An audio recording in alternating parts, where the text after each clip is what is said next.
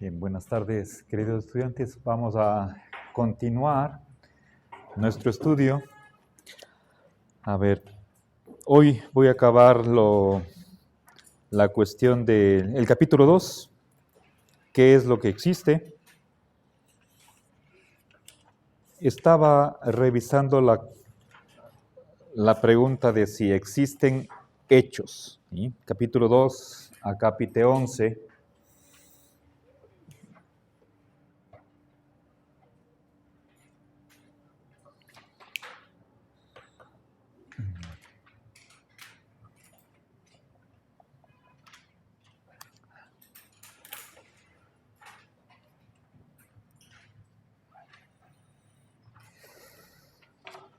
A ver, a propósito, en un video... no, pero... No, estaba pensando que cuando grabo en la computadora el archivo, el video, no puedo poner signos de interrogación. Entonces queda una afirmación. Existen hechos. Aquí estoy, el título del acápite es una pregunta. Hemos visto que hay razones y el razonamiento es de tipo analógico, ¿sí? Perdón, el abductivo, ¿sí? Razonamiento abductivo, ¿sí?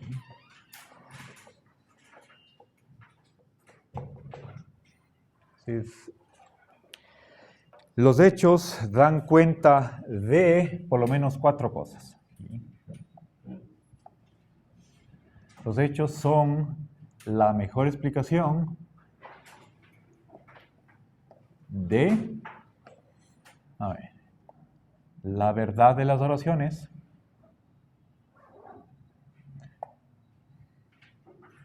el significado de las mismas,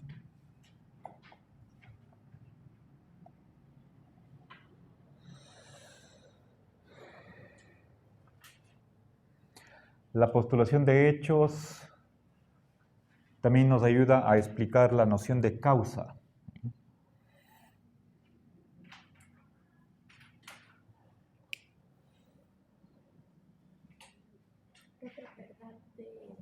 Oraciones.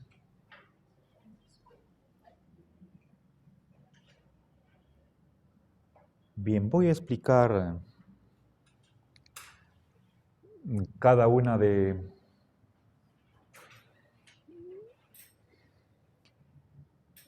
estas 3 funciones para las cuales, ¿sí?, es conveniente la postulación de la existencia de hechos.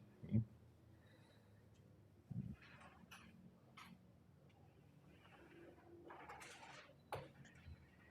Veamos verdad de oraciones. ¿Sí? O sea, nos preguntamos,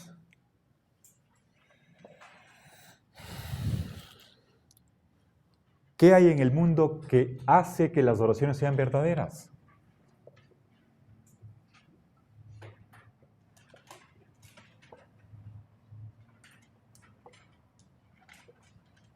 Que las oraciones sean verdaderas o falsas. ¿Sí? Bien. Con otras palabras, ¿qué sucede en la realidad para que una oración sea verdadera o falsa? ¿Sí?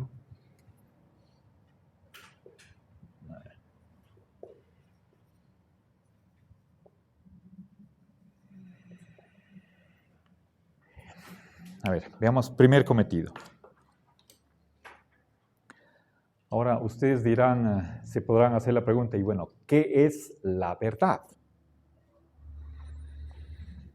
A ver, hay varias concepciones. Lorenzo tiene una concepción realista.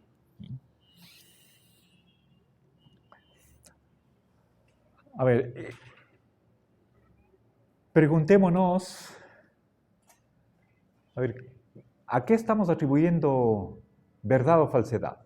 ¿Y cuál es el sujeto de la verdad? Entonces,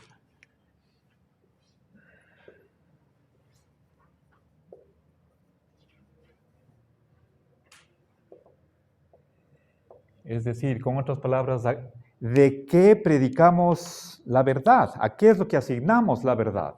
¿Sí? Sujeto del predicado verdadero. ¿Sí? ¿Cuál es el portador de la verdad? ¿Sí? Entonces,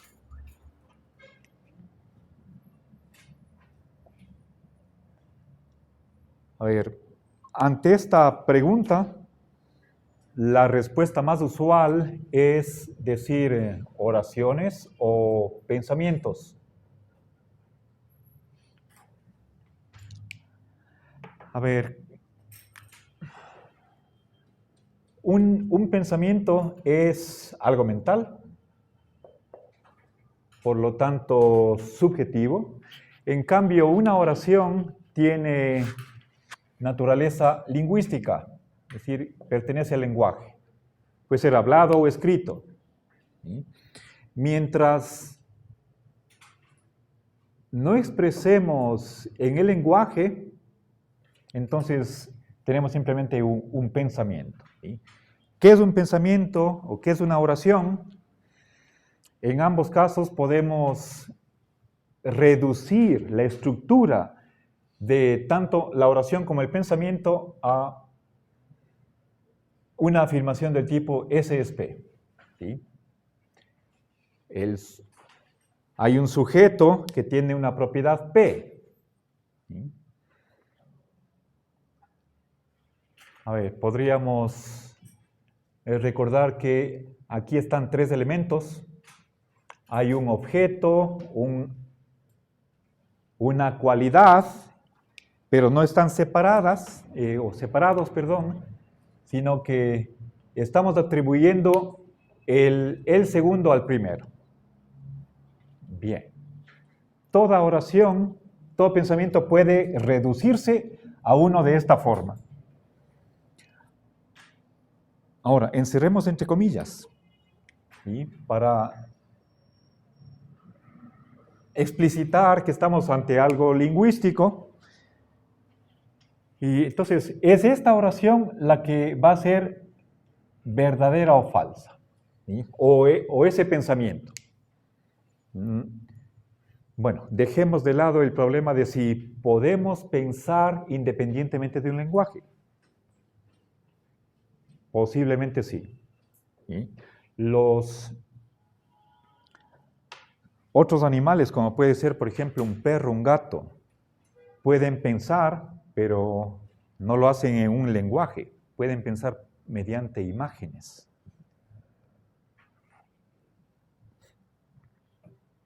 Bien, entonces, ¿a qué aplicamos estos dos calificativos?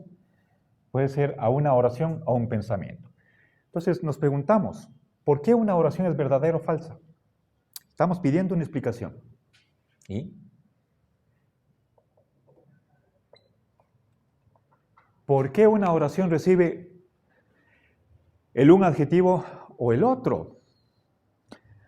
Una explicación realista tendría que acudir qué hay en la realidad, ¿sí? Para que desde ahí la oración adquiera uno de estas dos posibilidades. Y esa es una opción realista. Recuerden, entonces, estamos hablando sobre la verdad y nos preguntamos qué naturaleza tiene. Frente a una pregunta de ese tipo, vamos a tener por lo menos dos posibles opciones, dependiendo de si tenemos una tendencia realista o subjetivista. ¿Sí? A ver.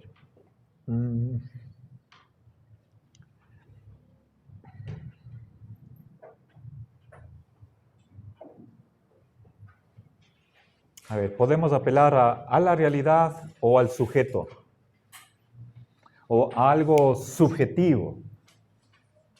¿Sí? Si es que adoptamos la primera vía, entonces obviamente estamos dentro de una corriente realista. El principal factor que explica lo que es la verdad tiene que ver con lo real. En cambio, si al explicar la verdad recurrimos a algo humano, subjetivo, entonces por ahí va el subjetivismo.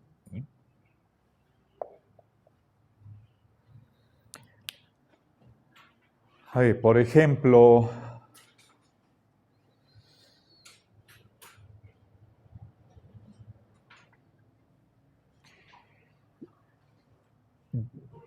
a ver,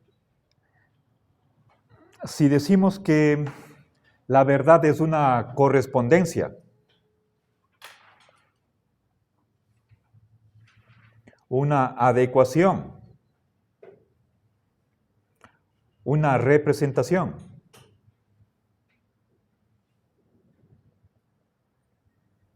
Estas son distintas maneras de expresar o explicar lo que es la verdad desde el punto de vista realista. ¿Sí? Correspondencia entre lo que uno dice o piensa y la realidad. ¿Sí? Representación de lo real, adecuación entre estos aspectos o lingüístico o mental y lo real. En cambio, por ejemplo, una teoría de la verdad desde este ángulo subjetivista puede concebir la verdad como algo, también es una especie de adecuación, algo que es coherente con lo que admite una comunidad.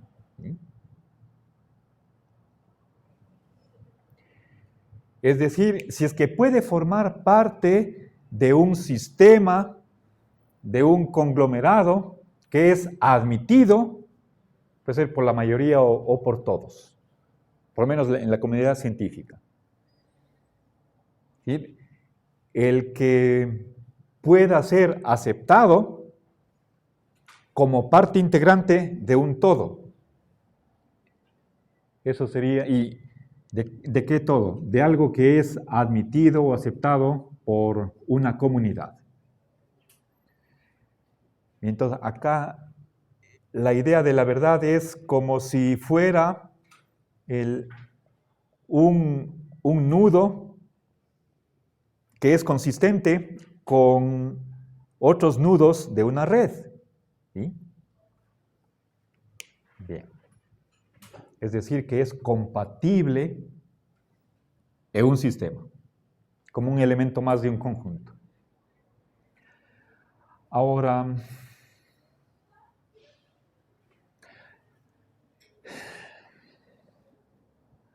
hay varias. Con que nosotros nos quedemos con dos, ya hay un problema. ¿Cuál de las dos aceptamos? ¿Sí? Ahora, recuerden, un argumento abductivo está buscando cuál es la mejor explicación, mejor evaluada desde un punto de vista epistemológico, que respete, por ejemplo, ciertos valores, como son la simplicidad, la capacidad de explicar otros fenómenos. ¿Sí?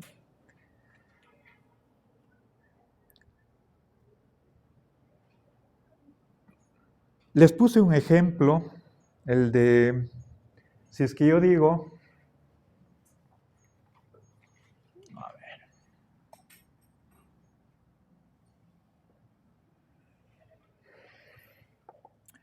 la puerta del aula está cerrada en este momento. ¿Sí? Bien, en esta oración tengo un sujeto, tengo un predicado,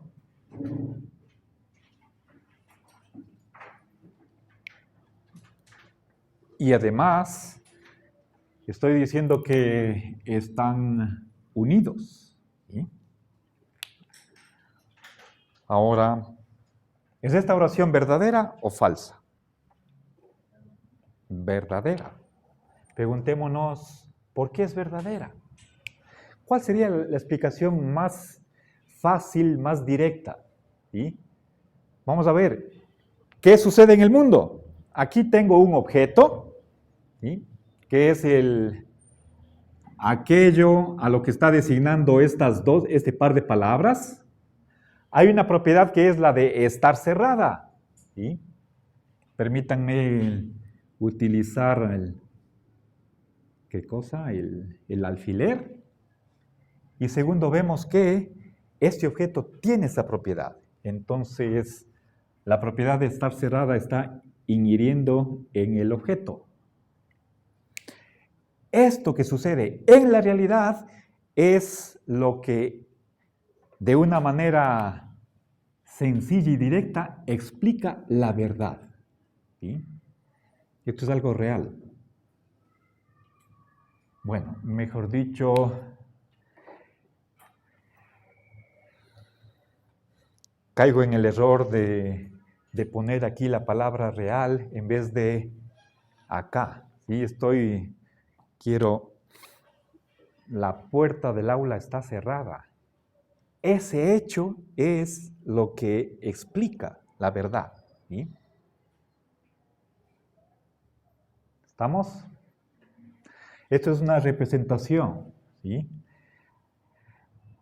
Es el hecho de que este objeto tiene la propiedad de estar cerrado, o la propiedad de estar cerrada, lo que explica la verdad de esta oración. ¿Qué otra explicación podría haber? Mejor que supere a esta de acá. ¿Será porque todos lo percibimos así o pensamos así?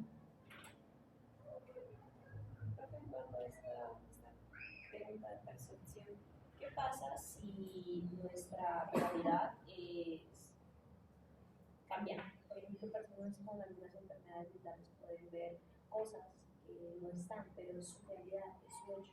¿Cómo sabemos que A ver, no, pero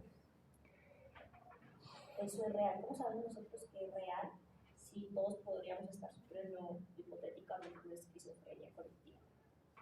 Y esto ni siquiera podría ser real. ¿Cómo diferenciamos lo que realmente es real si nada está presupuesto?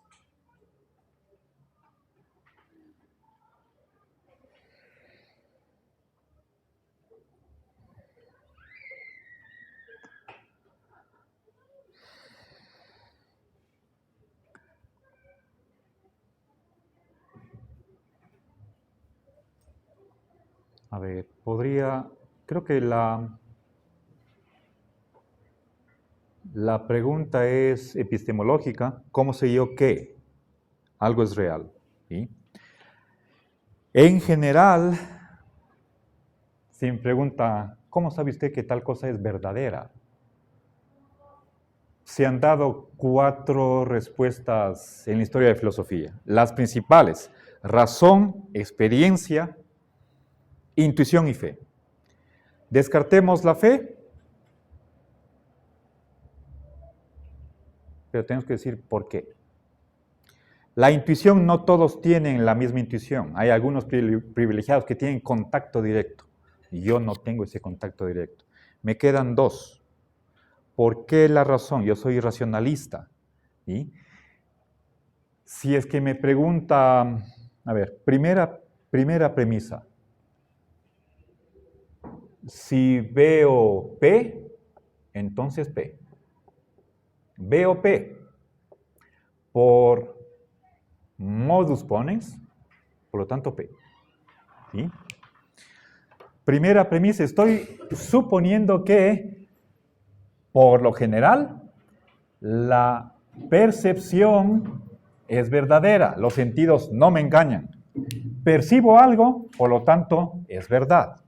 ¿Sí? Entonces, a menos que tenga una razón en contra, tengo derecho a creer que si yo veo que la puerta está cerrada, está cerrada. ¿Sí? Ahora, si es que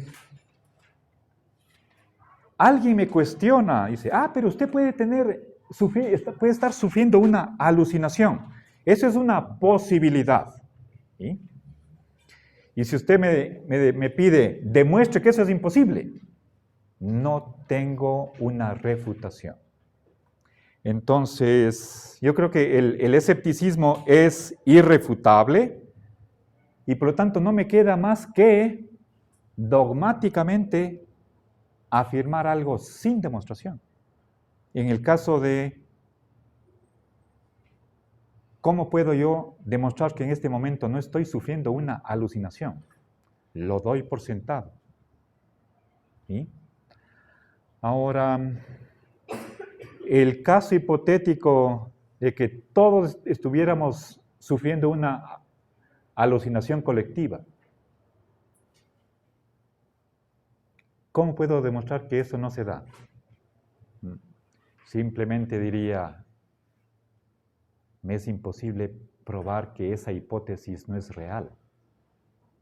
Sí, creo que hay un punto en la discusión entre escepticismo y dogmatismo en el que simplemente constatamos que ya no podemos discutir más, ofrecer más argumentos, y entonces llega un punto en el cual asumo algo sin prueba. Entonces, creo que el escéptico está equivocado, pero no tengo una demostración que es así. A ver, obviamente esta cuestión de los hechos pertenece a la ontología, pero está ligada con otros problemas en otras disciplinas, como es la teoría del conocimiento. Personalmente, creo que deberíamos tratar de enfocar los problemas sistemáticamente. Es decir, tiene que haber una cohesión entre lo que se afirma en ontología y lo que se afirma en la gnoseología.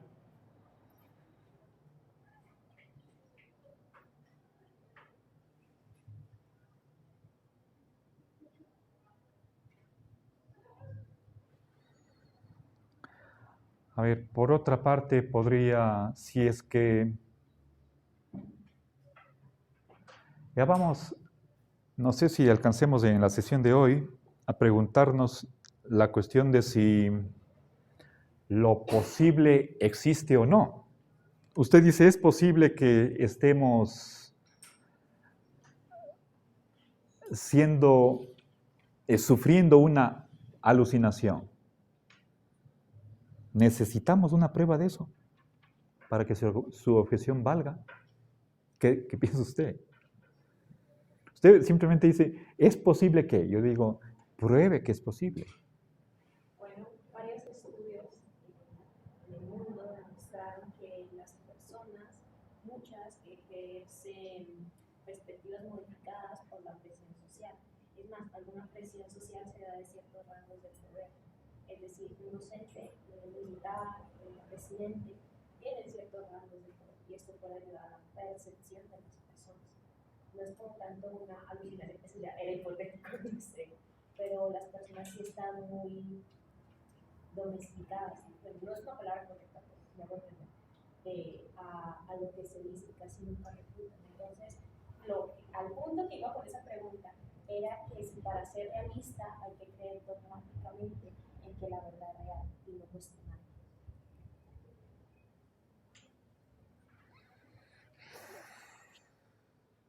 El realista lo que afirma es que el realista gnoseológico conocemos la realidad tal cual es y existe la realidad independientemente del sujeto. Esas son dos afirmaciones, dos tesis, pero no son afirmaciones que se las toma dogmáticamente. Uno puede responder, a ver, definamos realismo, pongamos acá. ¿Sí?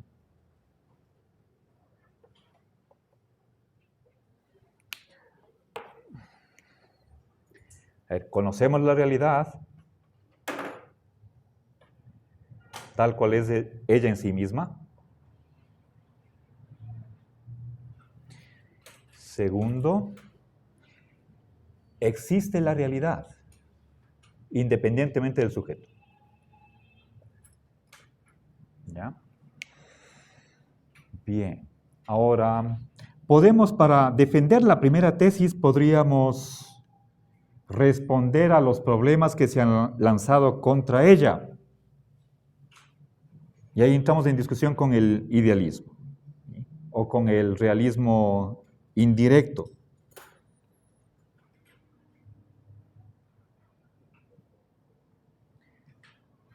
Precisamente una de las primeras objeciones contra la primera tesis es la cuestión de qué pasa con las percepciones engañosas, ¿sí?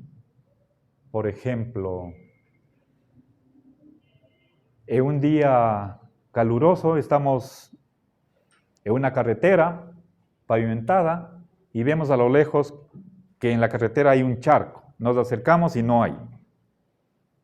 Percibimos lo que no existía. Por lo tanto, la percepción era falsa, engañosa. Eso es una ilusión. Hay modos más graves de equivocarse. Es la alucinación. Una persona en fiebre puede ver que entra un elefante al cuarto. ¿Sí? A ver, ¿qué puede responder? O algo más, quizás menos grave, para volver al caso de las ilusiones, si metemos una vara dentro del agua, la vara está recta, vemos que parece que está torcida, pero está recta. Y ahí no hay correspondencia entre lo que veo y la realidad. Ahora, si nosotros aceptamos grados de verdad y la contradicción, se pueden tratar de responder con una lógica no clásica a esas objeciones. Si nosotros vemos que la vara está torcida, puede ser que esté torcida en una medida infinitesimal. Y eso da pie para nuestra percepción. Es una explicación filosófica. Podríamos dar una explicación física. ¿Sí? Pero podemos nosotros creer que por lo general el pensamiento no se aparta de la realidad. ¿Y por qué no? Porque hemos sido capaces de sobrevivir. ¿Sí? Si es que no tuviéramos esa capacidad de que el pensamiento es una representación, la grandísima mayoría de las veces, una representación fiel de la realidad, entonces no se explicaría cómo es que hemos sobrevivido durante cientos de miles de años sobre el planeta. Es como un mapa. Si es que el mapa me sirve para llegar a un lugar, es porque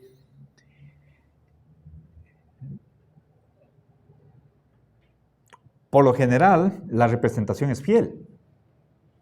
Habría que admitir ciertos casos, por ejemplo, de la persona que está volando en fiebre, ¿sí? O un drogadito. Esos no son casos normales. Pero yo creo que hay maneras de defender el realismo desde una postura dialéctica, argumentadamente. ¿Sí? Pero cuando nos topamos con el escéptico, llega un punto en el que ya no puedo dar más argumentos. Entonces tengo que admitir que esa posición del escéptico es irrefutable. Es lo que decía Jaspers con respecto al egoísmo. Y simplemente dejar ahí la discusión y separarnos. Ya no hay cómo más seguir discutiendo. ¿Sí? Creo que no sé ser claro. ¿Quién evalúa la realidad? Es decir, supongamos que yo tengo fiebre y estoy viendo todo un circo acá, ya, hipotéticamente. ¿Quién me evalúa y me dice, no, Alex, tienes fiebre y estás bien? ¿Con qué poder, con qué autoridad alguien evalúa a otro y le define lo que es real? O sea, ¿con qué categoría se puede evaluar lo real?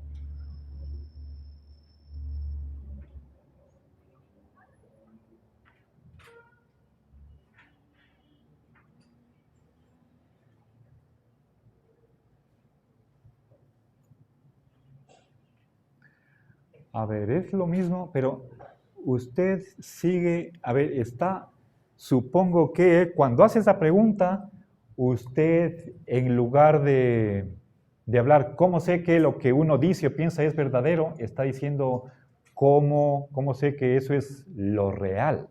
Está entendiendo verdad en sentido realista, desde la formulación de la pregunta. ¿Sí? Yo estoy perfectamente de acuerdo, estoy contento con eso, pero la respuesta es, justamente, tal vez usted está preguntando lo mismo con otras palabras. Lo que es la piedra de toque, lo que me permite discernir la verdad de la falsedad es qué contiene el mundo, la realidad, para que adscribamos uno de estos dos calificativos al pensamiento o a la oración. Entonces, son los hechos. ¿Y? A ver, pensemos, tenemos una persona que ve que entra un elefante al cuarto y está con fiebre. Le decimos, no hay un elefante. ¿Dónde está? Y nos señala, ahí está. O está allá.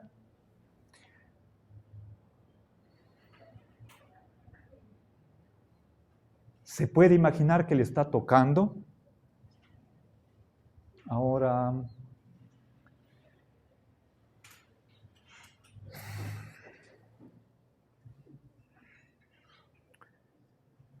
sabemos que está con fiebre.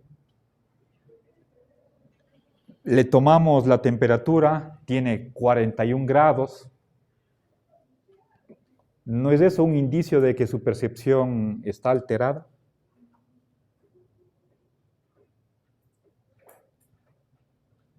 ¿Puedo responder? Claro. A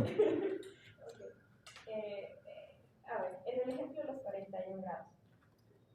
En Italia, todas las personas latinoamericanas manejamos un rango con, por ejemplo, triglicéridos altos. Entonces, digamos que en Latinoamérica se maneja de 70 a 150.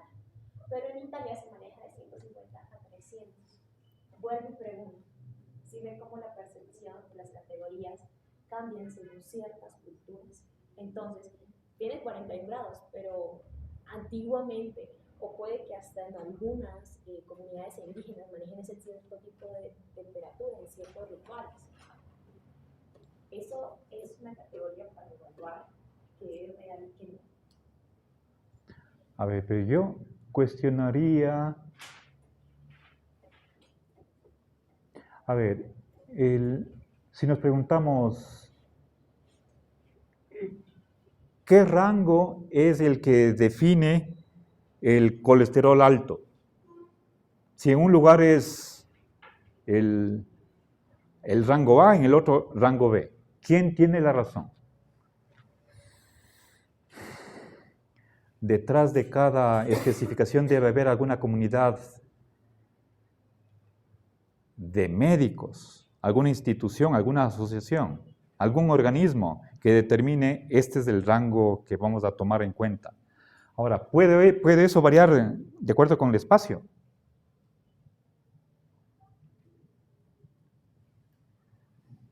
Yo podría admitir que sí, pero una cosa yo trataría, cuando estamos hablando de, bueno, yo fui el que introduje la cuestión de admisión por parte de una comunidad. Eso es algo intersubjetivo, pero cae acá, en este polo.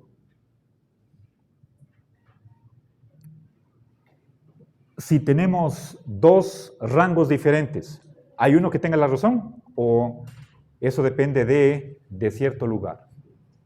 Si somos latinoamericanos o italianos.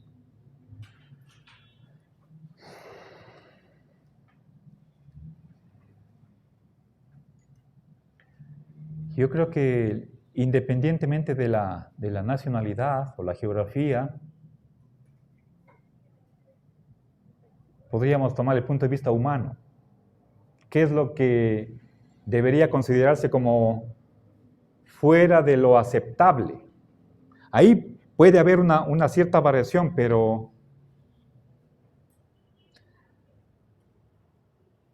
¿qué es lo que en última instancia me va a dar cuál tiene la verdad? Estudiemos miles de casos, a pueblos enteros, y ver quién tiene mayor salud para considerar un determinado nivel de triglicérido como fuera de lo aceptable, como que pone en peligro la salud.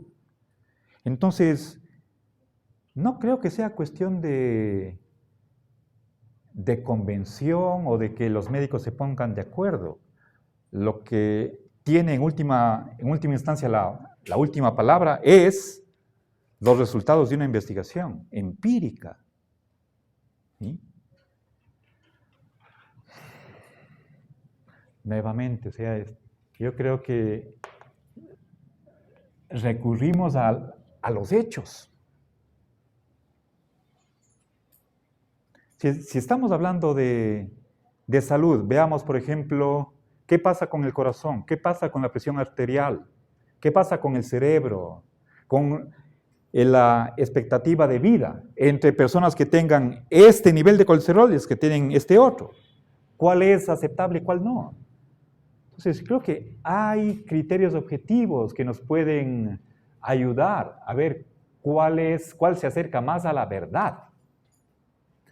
Ahora, ojo, acabo de introducir grados. No creamos que esto es cuestión de o todo o nada. ¿Sí? Si es que hay dos diferentes, tal vez, fíjense aquí, una de ellas es mejor que la otra, más verdadera que la otra. Entonces, creo que si es que a este realismo le acompañamos con una posición dialéctica, entonces es defendible frente a ataques desde el punto de vista, bueno, hay varios realismos.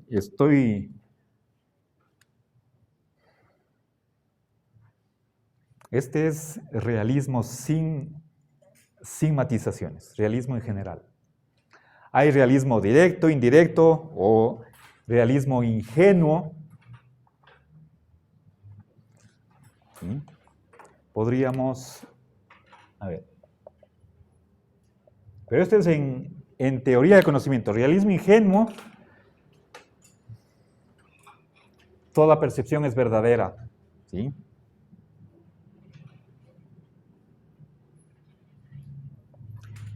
No hay percepciones engañosas.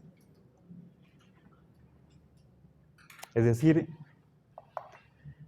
si una oración es verdadera, entonces así sucede en la realidad. ¿Sí? O sea, la pregunta de por qué algo es verdadero depende de cómo es la realidad, qué sucede en la realidad. ¿Sí? ¿Cómo conocemos la realidad?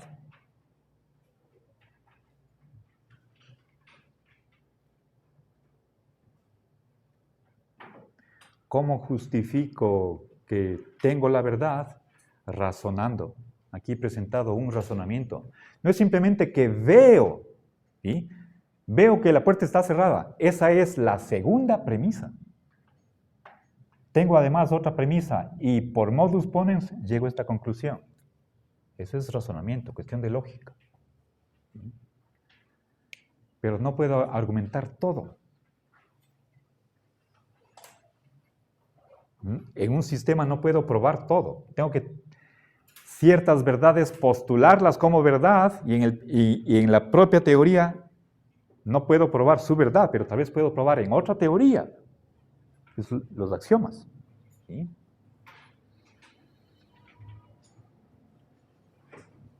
Entonces, si me quitan este polo, ya no sé qué puedo decir. Lo que sí estoy seguro es que por este lado de acá no vamos a tener una mejor explicación. Esa es lo que podría responder. ¿Ok? Ok, bien.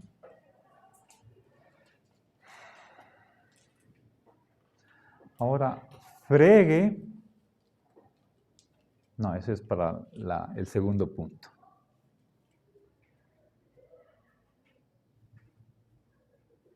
Veamos brevemente la cuestión del significado. ¿Sí?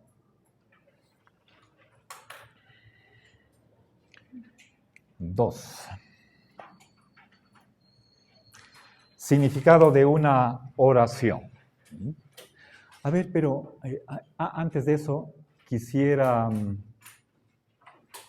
añadir la idea de que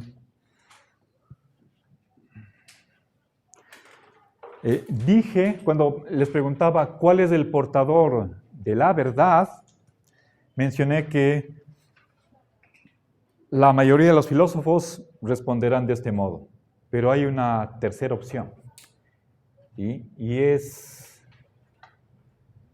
los propios hechos. ¿Sí? Lo que en primer lugar es verdadero o falso es el hecho mismo. ¿Sí?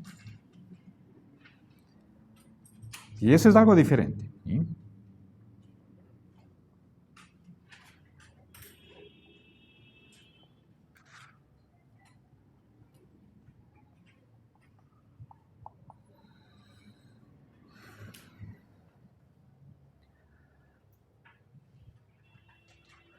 Hay un antiguo adagio, mejor dicho, escolástico, y lo escribo en inglés, perdón, en latín.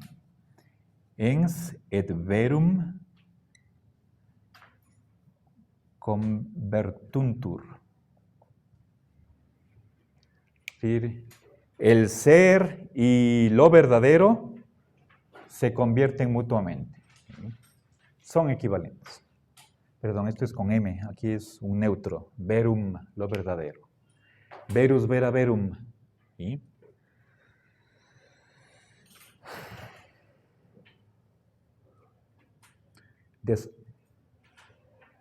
¿Qué es la verdad? Decir las cosas que son. ¿Sí? ¿Qué es la falsedad? ¿Sí? Y eso es algo que se dice en el lenguaje ordinario. Cuando alguien quiere hacerle caer en cuenta a otra persona que está diciendo cosas falsas, puede utilizar la frase, estás diciendo cosas que no son. Falsedad, no ser, verdad, el ser. ¿Sí? Entonces, esta es una tercera posibilidad y por aquí va Lorenzo Peña. En primer lugar, aquello a lo que aplicamos la verdad o la falsedad son los propios hechos. ¿Sí? Y esto estaba reconocido en la escolástica. Ahora sí, pasemos a la cuestión del significado. De la oración, de oraciones. ¿Sí?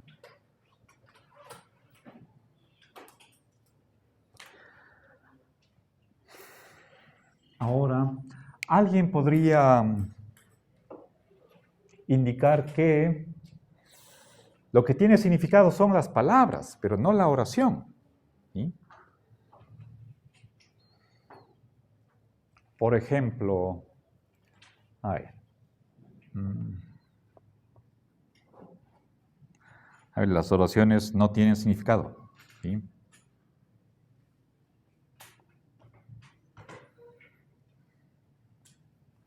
Sino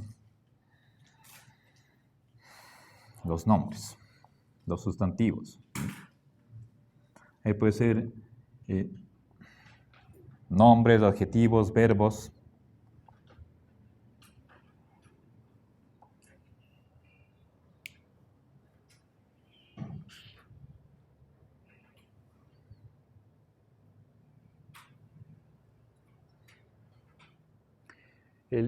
Lorenzo, vimos en el capítulo 1,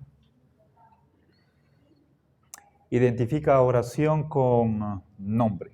No hay esta distinción entre un sustantivo y una oración.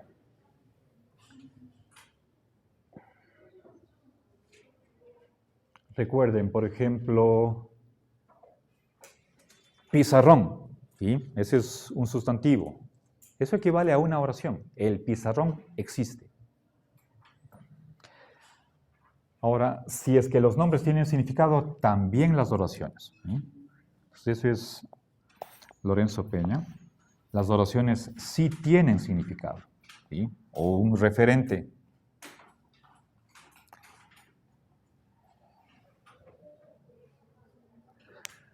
A ver.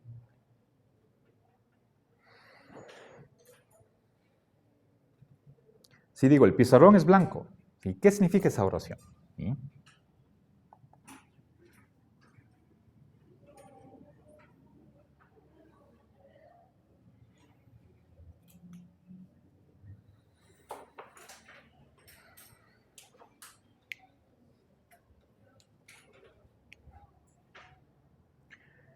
¿Qué significa esta oración?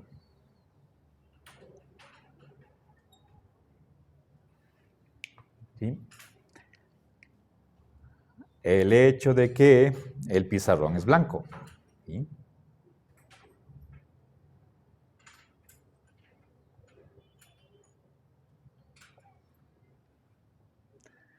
Con otras palabras, a ver, a esta oración yo le puedo transformar en una frase nominal. ¿Sí? ¿Recuerdan eso? Hemos puesto ejemplos de esto. Nominalizar, esto es una oración, pero puedo decir lo mismo con una frase nominal. ¿Cuál? Nominalicen esta oración y la respuesta es...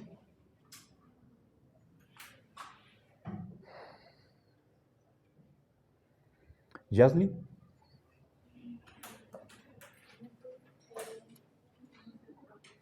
¿Los demás? La blancura del pizarrón. ¿Sí? Aquí desaparece un verbo y tengo un sustantivo y un complemento. ¿Sí? Bueno, el sustantivo está precedido con un artículo. Entonces, ¿qué significa que el pizarrón es blanco? La blancura del pizarrón. ¿Sí? Ese es el significado de la oración. Ahora, pensemos en otra alternativa. ¿Sí? A ver, debería tener aquí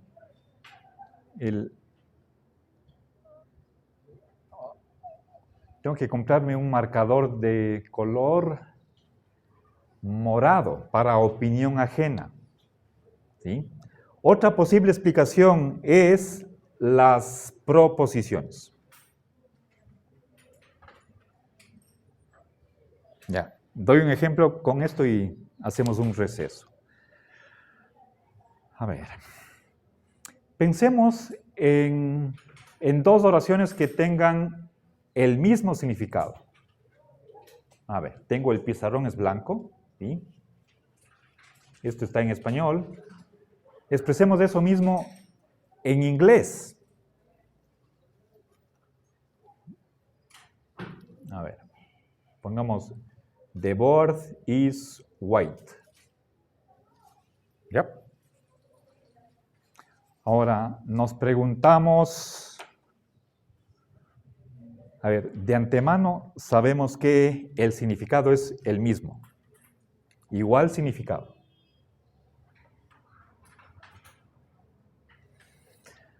Ahora, ¿qué significan ambas? ¿Sí?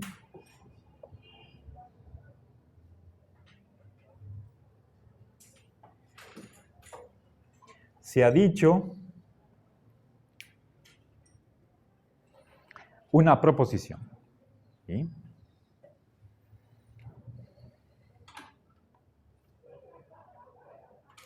¿Qué es una proposición?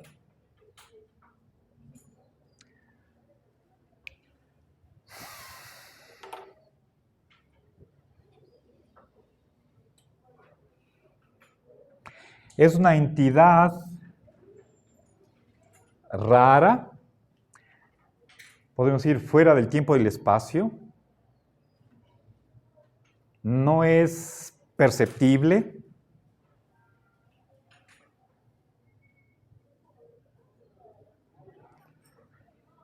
pero es objetiva. Es real, pero no está en el mundo empírico. La proposición no es de naturaleza lingüística ni mental. Es algo ontológico, algo real, pero no material.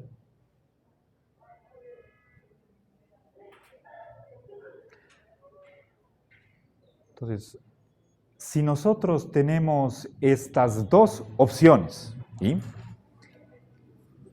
¿Cuál de ellas constituiría la mejor explicación del significado de las oraciones?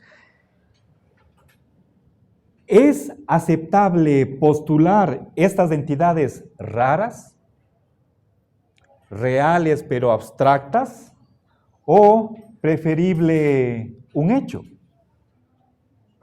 La argumentación que está presentando Lorenzo es de tipo abductivo y me dice que si nosotros queremos explicar, ¿sí?,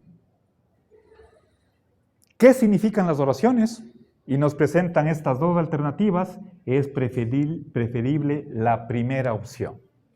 Más sencilla. La otra nos comprometería con entidades raras,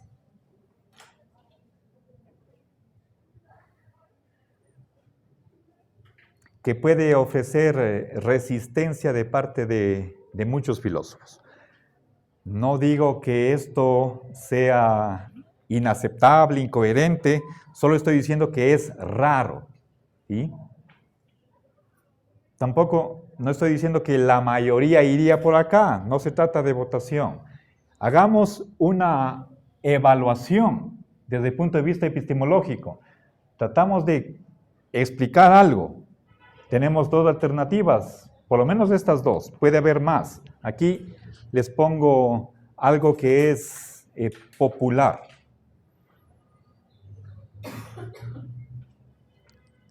¿Queremos una metafísica que contenga entes abstractos?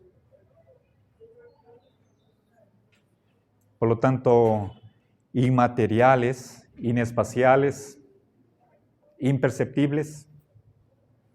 Podemos sospechar de que esto sea lo correcto. Bueno, ¿sí? Hagamos un receso. 10 minutitos.